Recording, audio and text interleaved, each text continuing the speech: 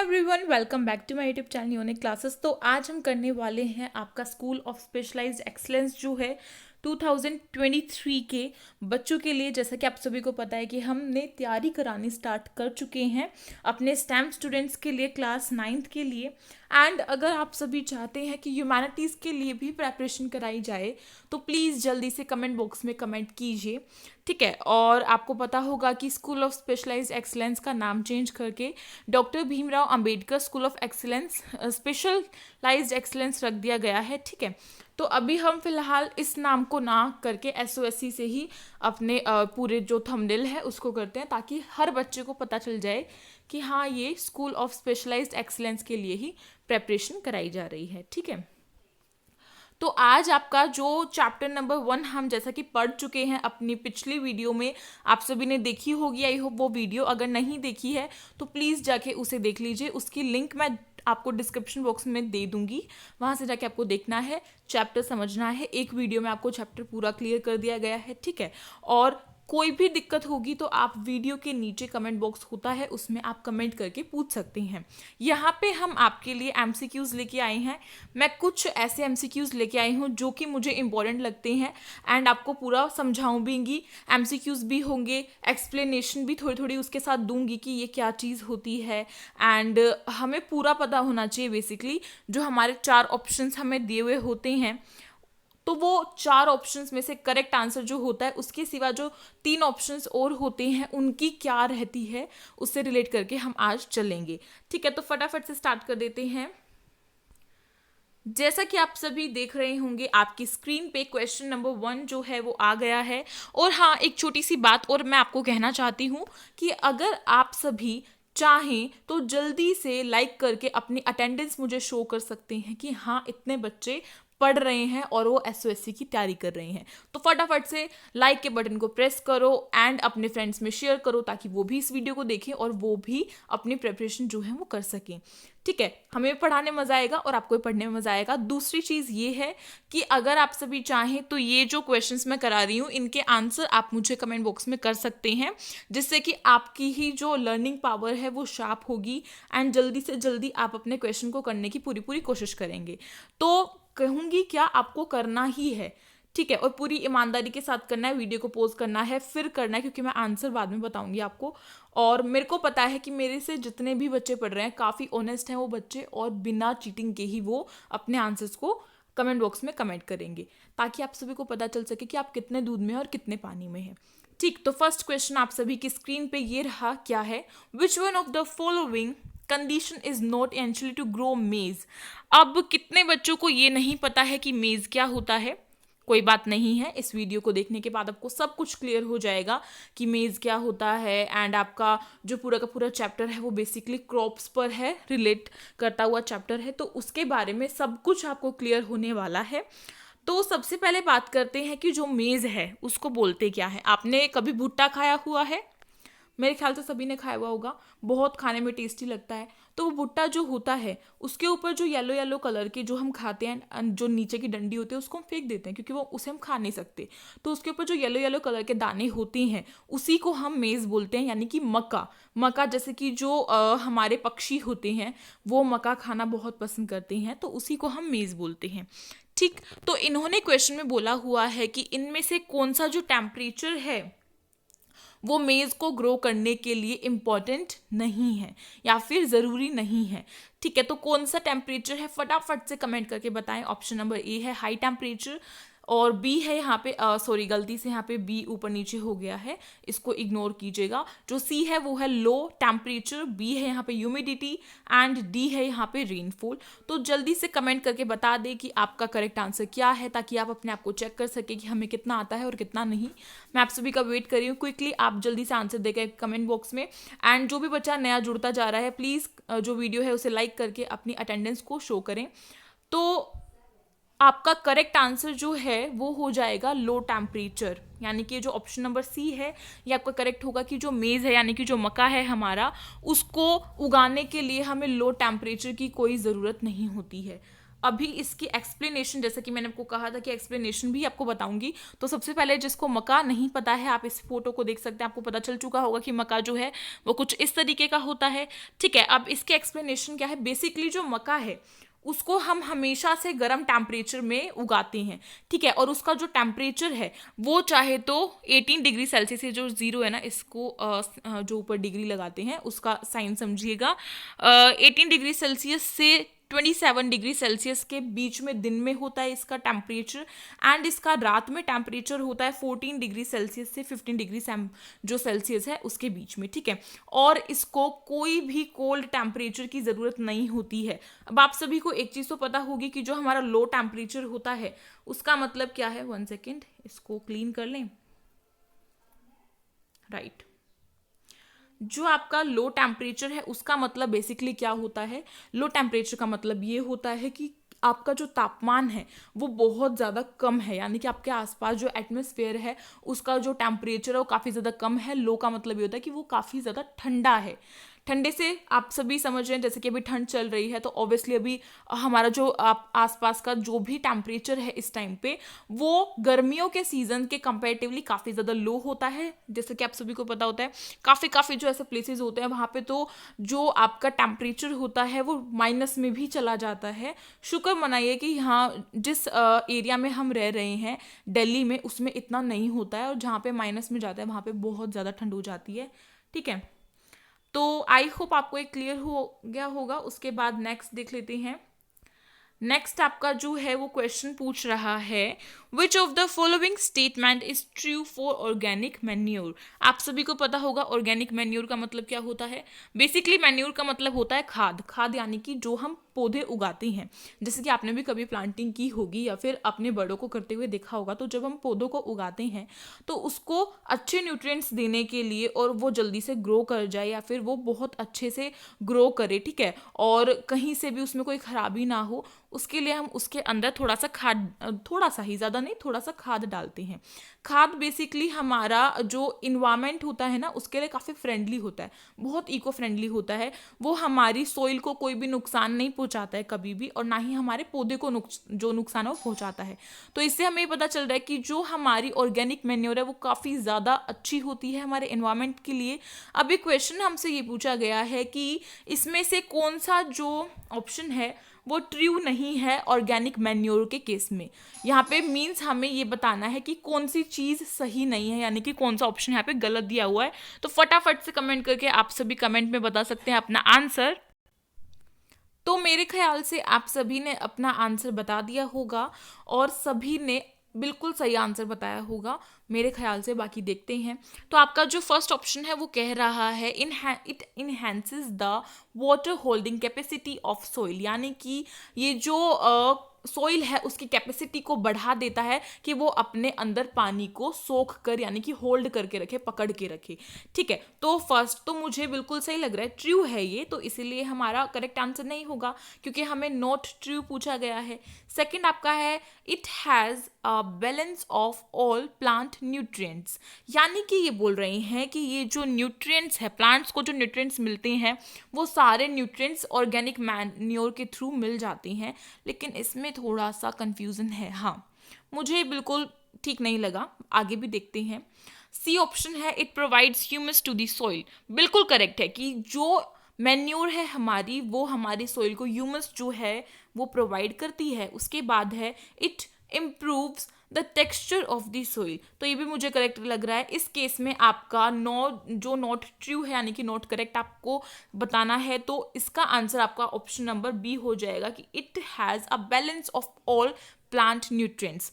Because देखो जो organic manure है उससे हमारे प्लांट को सारी चीज़ें नहीं मिल सकती है, सारे न्यूट्रिएंट्स उससे मिल पाना इम्पॉसिबल है, इसलिए ऑप्शन नंबर बी आपका बिल्कुल करेक्ट है। इसके एक्सप्लेनेशन भी जल्दी से देख लेते हैं। इन्होंने कहा था हमारे क्वेश्चन में कि क्या चीज़ आपको जो स्टेटमेंट है वो कौन से आपको रोंग लग रही है, तो वो रोंग हमें भी लग रही थी, इसलिए ये वाला आंसर आपका ठीक था। ठीक है, अब इसकी एक्सप्लेनेशन क्या है।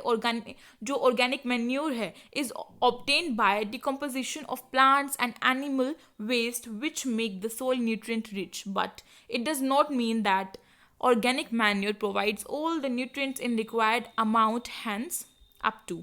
इन्होंने कहा है कि जो ऑर्गेनिक मैन्योर है, माना कि ऑर्गेनिक मैन्योर जो है वो हमारे प्लांट को न्यूट्रिएंट्स प्रोवाइड करती है, क्योंकि वो हमारी जो प्लांट्स हैं उनसे गला सड़ा के जो बनाई जाती है। जैसे कि आपको पता होगा कि मैन्योर को हम किस तरीके से बनाते हैं, जो हमारे जितने भी वेजिटेबल पील्स होते हैं, मीन्स हमारे जितने भी छिलके वगैरह होते हैं सब्जियों के, फलों के, और जितना भी वेस्ट मटेरियल होता है, हम बोल सकते हैं एनिमल्स का जो वेस्ट मटेरियल होता है, जैसे कि जो गाय का गोबर होता है उससे भी बनती है, ठीक है। तो इन सबको सोइल में मिला दिया जाता है और थोड़े टाइम के बाद ये डिकम्पोज जो है वो हो जाते हैं। डिकम्पोज होने के बाद ये खाद के रूप में हमें मिलते हैं, यानी कि मैन्योर के रूप में मिलती है, और जो हम अपने पौधों में डालते हैं, जैसे कि आप देख रहे होंगे यहाँ पे इसने डाला है, और इससे हमारा जो पौधा है वो अच्छे से ग्रो करता है। बट इसका मतलब बिल्कुल भी ये नहीं है कि जो ऑर्गेनिक मैन्योर है वही इनफ होती है हमारे प्लांट को अच्छे से ग्रो करने के लिए, उसको सभी न्यूट्रिएंट्स देने के लिए। इसलिए ऑप्शन नंबर बी आपका करेक्ट था यहाँ से। उसके बाद नेक्स्ट देखते हैं। नेक्स्ट आपका क्वेश्चन पूछा गया है, the term used for the process of separation of grains from the shaft is, यानी कि इनमें से देख के जल्दी से बताओ कमेंट बॉक्स में कि कौन सी टर्म हम यूज करते हैं अपने जो ग्रेन होता है, यानी कि हमारा जो अनाज होता है उसमें से कूड़ा करकट निकालने के लिए। फटाफट से क्विकली जल्दी से बताओ कमेंट बॉक्स में कि आपका करेक्ट आंसर कौन सा है। ऑप्शन नंबर 1 है सीविंग, बी है आपका थ्रेशिंग, सी है आपका विनोइंग, एंड डी है आपका हैंड कीपिंग। तो जल्दी से बताइए। मेरे ख्याल से आप सभी को पता होगा, अगर आपने वीडियो देखी है, कि आपकी थ्रेशिंग क्या होती है, विनोइंग क्या होती है, हैंड कीपिंग क्या होती है, एंड सीविंग क्या होती है। अगर आपने इसकी एक्सप्लेनेशन की वीडियो देखी है इस चैप्टर की विद नोट्स, मैंने पूरा अच्छे से क्लियर कराया है, तो मेरे ख्याल से आप सभी को बिल्कुल पता होगा। जल्दी से मुझे कमेंट बॉक्स में कमेंट करके बताएं। और अभी तक आपने बता दिया होगा तो इसका correct answer option number C होगा। अब सी क्यों होगा? विनोइंग का प्रोसेस क्या होता है, थ्रेशिंग का प्रोसेस क्या होता है, हैंड कीपिंग क्या होती है, एंड सीविंग क्या होती है, अभी आपको पता चलेगा। इन्होंने हमें कहा था कि ऐसा कौन सा प्रोसेस है जो हमारे ग्रेन में से कूड़ा करकट निकालने के लिए यूज किया जाता है उस टर्म को। तो उस टर्म को बोलते हैं हम विनोइंग, ठीक है। विनोइंग बोलते हैं, winnowing is a process use to separate grains from the shaft by removing the scaly ingradable shaft surrounding the grain. A machine called combine is used for this process. The combine is a mixture of harvester and thresher. चलिए अब फटाफट से आपको बताती हूँ कि आपकी winnowing क्या होती है, आपकी थ्रेशिंग क्या होती है, आपकी हैंड कीपिंग क्या होती है, एंड आपकी सीविंग क्या होती है, ठीक है। तो हैंड कीपिंग तो बहुत ही आसान है। हैंड कीपिंग मतलब जैसे कि हम जब चावल बनाते हैं और हमें अगर चावल को साफ़ करना है, इन केस हम पैकेट वाले और अच्छी क्वालिटी के लेते हैं तो वो तो साफ़ हुए आते ही हैं, लेकिन कभी कभार ऐसा होता है कि हम खुले चावल ले लेते हैं तो उसमें एक दो छोटे मोटे कंकड़ हमें मिल जाते हैं, बहुत छोटे से, जो कि आपको निकालने बहुत ज़रूरी होते हैं। तो उसे ही हम बोलते हैं, जब हम थाली में डालकर अपने चावलों को या फिर कोई भी ग्रेन है उसे डालकर और फिर जो छोटे छोटे कंकर्ड्स होते हैं उनको अपने हाथों से निकाल देते हैं, बाहर फेंक देते हैं कि हमें इसकी ज़रूरत नहीं है, ये हमारे खाने को बेकार कर देगा, तो इसको हम हैंड कीपिंग बोलते हैं।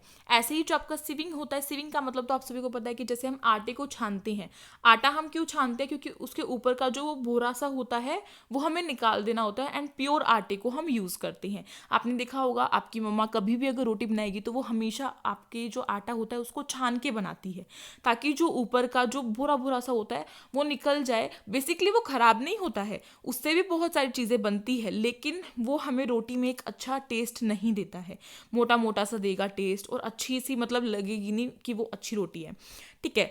अब आपकी बात करते हैं थ्रेशिंग की। थ्रेशिंग ये वाला प्रोसेस होता है जिसमें कि जो हमारे फार्मर्स होते हैं वो इतने बड़े से इसको, मतलब जो भी आपकी क्रॉप जो उग गई है पूरी और कटाई हो गई है, उसके बाद उसको साफ करना है तो उसको एक गट्ठर में बांध देते हैं, मतलब उसको बड़ा सा करके बांध देते हैं और फिर उसको बहुत ज़ोर ज़ोर से मारते हैं किसी ऐसी जो आपका सरफेस होता है बिल्कुल प्लेन सरफेस उस पर, तो उसमें से जो आपका कूड़ा होता है या फिर जो आपके जो वेस्ट पार्ट्स होते हैं, ठीक है, जो छोटे छोटे पार्टिकल्स होते हैं जो कि हमें नहीं चाहिए होते हैं, वो दूर हो जाते हैं और आपका जो साफ ग्रेन है वो आपको मिल जाता है।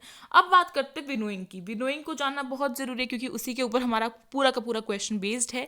तो विनोइंग एक ऐसा प्रोसेस होता है जिसके अंदर ये लेडी आपको दिख रही होगी, बहुत ही सुंदर सी लेडी है ये क्या कर रही है, ये आपका जो भी ग्रेन है, जो भी खाने की चीज़ है, उसे अपने इस प्यारे से इसमें डाल के और ऊपर से ऐसे हिला रही है, और आगे की तरफ आपका एक फैन चलाएंगे। यहाँ पे फैन जो है वो नहीं है पिक्चर में, वरना फैन भी होता है जिससे और अच्छे से आपका जो कूड़ा है वो निकल जाता है, जैसे कि जो आपके जो जितने भी सीड्स हैं वो आपके निकल जाएंगे बाहर, क्योंकि कटाई के टाइम पे ऐसा होता है कि छोटे छोटे जो आपके पार्टिकल्स होते हैं वो रह जाते हैं, तो उसको निकालने के लिए इस प्रोसेस को यूज़ किया जाता है, जिसमें कि आपके जो सीड्स हैं, आपका छोटे मोटे कंकड़ हैं या फिर ऐसे पार्टिकल्स है जिसकी आपको ज़रूरत नहीं है, उसे आप बाहर फेंकना चाहते हैं, तो उसके लिए बेस्ट प्रोसेस ये रहता है कि आप इन सबको हटा दें और ये उड़ के बाहर निकल जाता है, क्योंकि इनका बहुत ही लाइट वेट होता है एंड ग्रेन आपका थोड़ा सा हैवी होता है इनके कंपेरेटिवली, इसलिए वो सीधा नीचे आ जाता है एंड हमें साफ जो ग्रेन है वो मिल जाता है।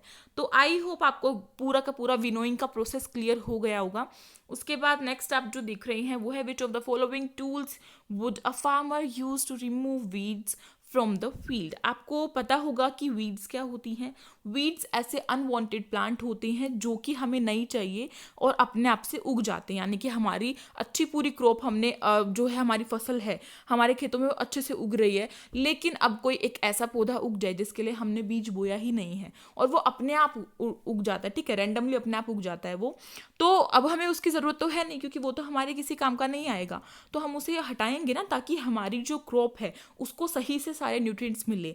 जो वीड्स होते हैं वो क्या करते हैं, वो अगर साइड साइड में उग जाएंगे तो वैसे तो हम बोल सकते हैं कि ग्रीनरी हो रही है, इससे हमें इसको नहीं हटाना चाहिए, लेकिन अगर आप इसको एक दूसरे वे में देखते हैं, एक फार्मर के नज़रिए से देखते हैं, तो आपको पता चलेगा कि जो वीड्स होते हैं वो कितने ज़्यादा ख़राब होते हैं हमारी फसल के लिए। क्यों ख़राब होते हैं? क्योंकि जो वीड्स हैं और जो हमारी प्यारी सी फसल है उसके बीच में कंपटीशन हो रहा होता है पानी के लिए, आपकी जो मिट्टी के जितने भी न्यूट्रिएंट्स होते हैं उसके लिए, ठीक है, और भी आपके जो मैन्योर वगैरह होती है फिर वो उसके अंदर भी जाएगी और ये सारे बीच में कंपटीशन करेंगे। इसकी वजह से हमारी जो क्रॉप है उस पर एक बुरा असर पड़ेगा और वो जितनी ज़्यादा अच्छी हो सकती थी, उग सकती थी, उतनी अच्छी नहीं उग पाएगी इन वीड्स की वजह से। इस वजह से हम इन्हें हटा देते हैं, ठीक है। लेकिन अब इन्होंने पूछा है कि जो फार्मर है वो इन वीड्स को हटाने के लिए, यानी कि रिमूव करने के लिए अपनी क्रॉप में से, अपनी फील्ड में से कौन से टूल का यूज़ करता है। तो यहाँ पे आपको टूल्स दिख रहे होंगे, ठीक है, उनके नेम है, पहला है हो, दूसरा है एक्स, तीसरा है फ्लो और फिर चौथा है आपका कल्टीवेटर, ठीक है। तो प्लो और एक्स और आपका कल्टीवेटर तो बिल्कुल भी नहीं होगा क्योंकि ये तो हमारी खेती के लिए बहुत ज़रूरी होता है। आपका ये होता है हो, ठीक है, हो इसको हम बोलते हैं। तो ऑप्शन नंबर ए आपका करेक्ट है। अभी फटाफट से इसकी पिक्चर भी आपको दिखाती हूँ, बिल्कुल आपको क्लियर हो जाने वाला है इस वीडियो से समझ के पूरा का पूरा कि क्या चीज़ें होती है। तो जो हो है is use to remove weeds and to loosen the soil, यानी कि जो हो है, अभी आपको बताती हूँ कि हो होता क्या है, क्योंकि यहाँ पे बहुत सारे अलग अलग पिक्चर्स लगी हुई है, आपको पूरा क्लियर नहीं समझ में आएगा तब तक मैं बताऊँगी। तो ये जो हो है ना, ये इस तरीके का होता है। इससे आपने देखा होगा, अगर आप अपने गाँव में गए हुए होंगे तो आपने देखा होगा कि जो फार्मर्स होते हैं वो इसका यूज़ करके अनवांटेड प्लांट्स को हटा रहे होते हैं, इससे आसानी से हट जाता है, ठीक है। उसके बाद जो आपका एक्स होता है, एक्स आपका ये वाला होता है जिसे हम कुदाल बोलते हैं। इससे आपकी जो हमारी खेती है वो की जाती है, उसमें एक ये इम्पॉर्टेंट टूल के रूप में यूज़ होता है। उसके बाद आपका जो कल्टीवेटर होता है वो एक ट्रैक्टर के थ्रू किया जाता है, जिससे कि आपकी जो फसल है उसमें काफ़ी अच्छे तरीके से उसकी खुदाई हो जाती है और बीज जो है वो बो दिए जाते हैं। एंड जो आपका प्लो होता है वो इस तरीके का होता है कि आगे दो बैल होते हैं और पीछे एक ये इस तरीके का जो टूल है वो लगा हुआ होता है जो कि मैनमेड होता है और उन बैलों को जो है आपका खेतों में चलवाया जाता है, जिससे कि आपके जो खेत है उनकी खुदाई हो जाती है अच्छे से, ठीक है। तो ये यहाँ से क्लियर है। उसके बाद नेक्स्ट चलते हैं। नेक्स्ट है आपका which of the following is not true for fertiliser. जल्दी से बता दीजिए कि फर्टिलाइजर के लिए इनमें से कौन सी स्टेटमेंट जो है वो ट्रू नहीं है, यानी कि वो फॉल्स है। फटाफट से कमेंट बॉक्स में जल्दी से बताएं। आई होप आपने बता दिया होगा वीडियो को पोस्ट करके, तो जल्दी से इसके ऑप्शंस रीड कर लेते हैं। ऑप्शन नंबर ए है they increase the yield, second है their excessive use disturb the balance of nutrients in the soil, third है आपका they are generally use in small quantity and fourth है आपका they are environment friendly. तो मेरे ख्याल से इसका करेक्ट आंसर सभी को पता होगा, सबने इसका आंसर दिया होगा, तो इसका आंसर आपका हो जाएगा ऑप्शन नंबर डी करेक्ट, क्योंकि जो फर्टिलाइजर है वो बिल्कुल भी इन्वायरमेंट फ्रेंडली नहीं होता है, बिकॉज फर्टिलाइजर एक केमिकल जो सब्सटेंस है उससे मिलाकर बनाया जाता है और केमिकल्स हमारी सॉइल के लिए बहुत नुकसानदायक होते हैं, इसलिए हमें उन्हें थोड़ी मात्रा में यूज़ करना होता है ताकि हमारी जो खेती है वो अच्छे से हो जाए। क्योंकि देखो जो फर्टिलाइजर्स है वो खाली सोइल के लिए खराब नहीं होते हैं, वो हमारी जो हम जो उगा रहे हैं ना, जो हम फसल हम उगा रहे हैं उसके लिए भी वो खराब होते हैं, क्योंकि अगर उसमें ज़्यादा डल जाएगा तो एक तो उसके अंदर केमिकल्स इतने हो जाएंगे जिसकी वजह से जब हम उस फसल को खाएंगे तो हमारे शरीर के लिए वो बहुत ज़्यादा हानिकारक हो जाता है, बहुत ज़्यादा हार्मफुल हो जाता है। ठीक है, तो ऑप्शन नंबर डी आपका करेक्ट होगा, क्योंकि इसमें पूछा गया था कि नोट ट्रू आपको बताना है।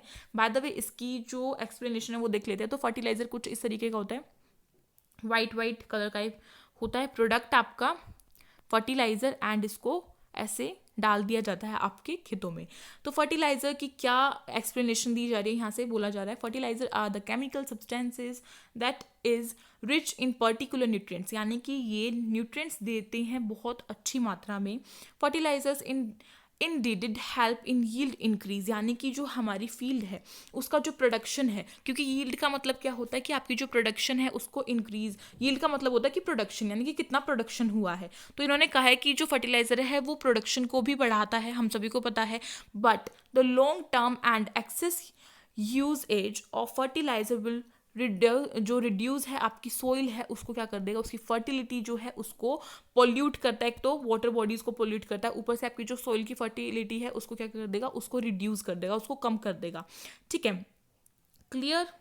उसके बाद नेक्स्ट क्वेश्चन है, क्वेश्चन नंबर 6 क्या है, the monsoon season in our country is during the months, यानी कि जो मॉनसून सीजन है वो हमारी कंट्री में कौन से मंथ में आता है। इसका आंसर तो आई होप सबको पता होगा और होना भी चाहिए पता। अगर आप एक भारत के नागरिक हैं तो आपको इतना तो पता होना चाहिए कि मॉनसून जो है, यानी कि मॉनसून क्या होता है, जिसमें हमारी बारिश हो रही होती है, हर तरफ एक अलग ही हरियाली सी हो रही होती है और काफ़ी ज़्यादा अच्छा मौसम हो जाता है, हमारा मन बहुत अच्छा हो जाता है, थोड़ी सी ह्यूमिडिटी भी हो जाती है क्योंकि बारिश होती है एकदम से। ठीक है, और आपका जो कीचड़ भी हो जाता है, हर तरफ आप देखते हैं बारिश खूब हो रही होती है इस महीने में। तो ये जो महीना नहीं सीज़न, तो इस जो सीज़न है ये कौन से मंथ में होता है हमारे कंट्री में, वो आपको पता होना चाहिए। तो वो होता है आपका जून से सितंबर के महीने में। ठीक है, तो ऑप्शन नंबर बी आपका क्लियर है, जून से सितंबर। क्योंकि देखो वैसे तो जून से आपका अगस्त तक तकरीबन ख़त्म ही हो जाता है मॉनसून, लेकिन सितंबर में भी कभी कभार आपको बारिश देखने को मिलती है। ठीक, उसके बाद नेक्स्ट क्वेश्चन है, इसकी तो कोई एक्सप्लेनेशन होगी ही नहीं, आप सभी को पता है।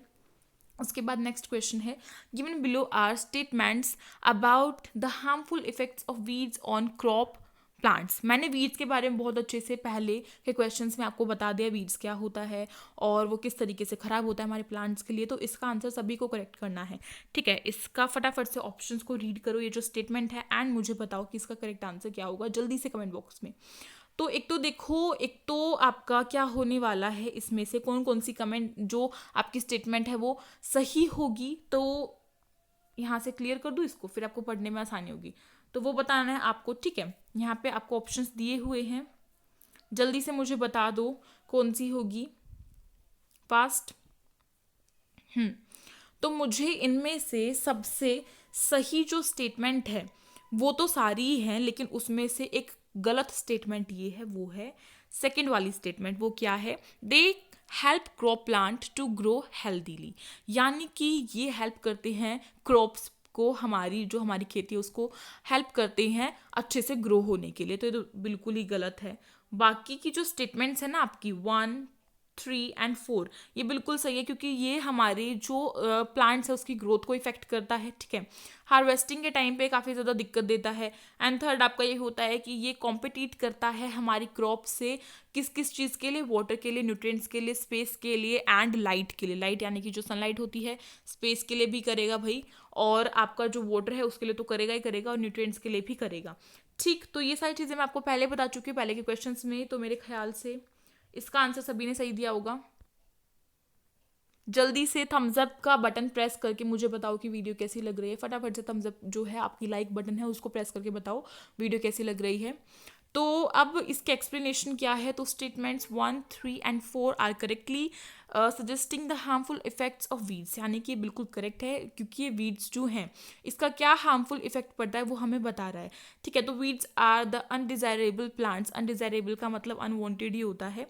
ठीक, that grow along the main crops, removal of weeds is necessary because they interfere and affect the major crops growth by competing for light, water, nutrients and space, यानी कि ये क्या करते हैं, ये कंपटीशन करते हैं हमारी क्रॉप के साथ, किस किस चीज़ के लिए, लाइट के लिए, वाटर के लिए, न्यूट्रिएंट्स के लिए एंड स्पेस के लिए। सो इसको हटाना बहुत ज़रूरी है। And they also interfere during harvesting, यानी कि ये इंटरफेयर भी करते हैं हार्वेस्टिंग के थ्रू, हमें परेशान भी तो करते हैं ना, इस वजह से इसको हटाना चाहिए। और ये बिल्कुल भी गलत बात है कि जो वीड्स है वो हमारी क्रॉप को ग्रो करने के लिए हेल्प करते हैं। तो यहाँ पे इन्होंने लिखा है weeds do not help in healthy growth of crop plants. ठीक, उसके बाद आपका नेक्स्ट क्वेश्चन नंबर 8 है, क्या है, the system of irrigation where water is supplied drop by drop near the roots of plant is called, यानी कि जो इरीगेशन है, इरीगेशन आपको पता होगा सिंचाई, यानी कि हम जो अपने खेतों में पानी डालते हैं जिससे कि हमारी जो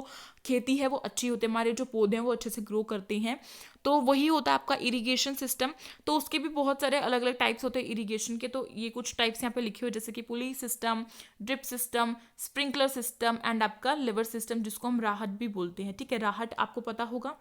ठीक, तो इसमें पूछा गया क्वेश्चन में कि कौन सा इरिगेशन का सिस्टम होता है जिसमें कि जो वाटर है वो सप्लाई किया जाता है ड्रॉप बाय ड्रॉप, और बिल्कुल जो रूट्स है उनके नियर, यानी कि बहुत पास से उनमें सप्लाई किया जाता है। तो फटाफट से बताओ उसका आंसर क्या होगा।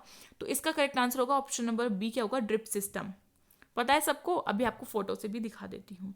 ड्रिप सिस्टम आपका कुछ इस तरीके का होता है। ठीक है, ये वाला आपका ड्रिप सिस्टम है जिसमें कि एक ये 2-3 पाइप लगाए हुए हैं, यहाँ से इनको जोड़ा हुआ है खेतों में, और ये सीधे सीधे आपका जो रूट्स हैं आपके प्लांट्स के उनमें पानी को सप्लाई कर रही हैं।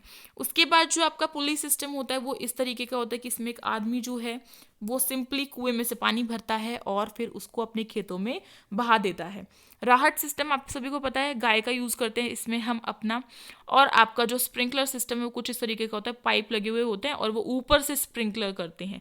तो जो आपका ड्रिप एंड जो स्प्रिंकलर सिस्टम होता है, दोनों ही आपके जो मॉडर्न सिस्टम है वो हो जाएंगे। एंड जो आपका पुली एंड जो राहत है जिसको लेवर सिस्टम बोलते हैं, ये दोनों आपके ट्रेडिशनल सिस्टम्स है। ठीक है, ऐसा ही यहाँ पे लिखा हुआ, drip system is the method of irrigation which conserve water and avoids wastage as water is made fall drop by drop at the position of roots. ठीक है, जो कि हमें पूछा हुआ था, बाकी की एक्सप्लेनेशन आप ऑल्सो पढ़ सकते हैं, जिसमें कि आपको बताया हुआ है कि स्प्रिंकलर सिस्टम भी जो है वो एक मॉडर्न मेथड है इरिगेशन का, और जो कि आपका पानी की वेस्टेज थोड़ी बहुत करता है, क्योंकि इसमें दूर दूर तक ऐसे करके जा रही होती है, एंड स्पेशली रूट्स में, बिल्कुल रूट्स में ड्रॉप बाय ड्रॉप नहीं जाता, इसलिए आपका करेक्ट आंसर ऑप्शन नंबर कौन सा हुआ था, ऑप्शन नंबर बी हुआ था, ड्रिप सिस्टम। उसके बाद 9th क्वेश्चन है आपका, which crop is a rabi crop, यानी कि इनमें से कौन सी क्रॉप जो है रबी क्रॉप है। फटाफट से बताओ रबी क्रॉप होती क्या है, कमेंट बॉक्स में जल्दी से उसकी डेफिनेशन लिखो एंड उसका मंथ बताओ कि वो कब उगती है। साथ ही साथ ये बताओ कि उसके कुछ एग्जाम्पल्स बता दो, और खरीफ क्रॉप के बारे में बता दो। तो रबी और खरीफ क्रॉप हमारी 2 तरीके की क्रॉप होती हैं जो कि हम उगाते हैं सीजन के वाइज। ठीक है, एक समर में उगती है, एक विंटर में उगती है। तो आपको बता दूं कि जो रबी है वो आपकी किस में उगती है, आपकी विंटर में उगती है ना।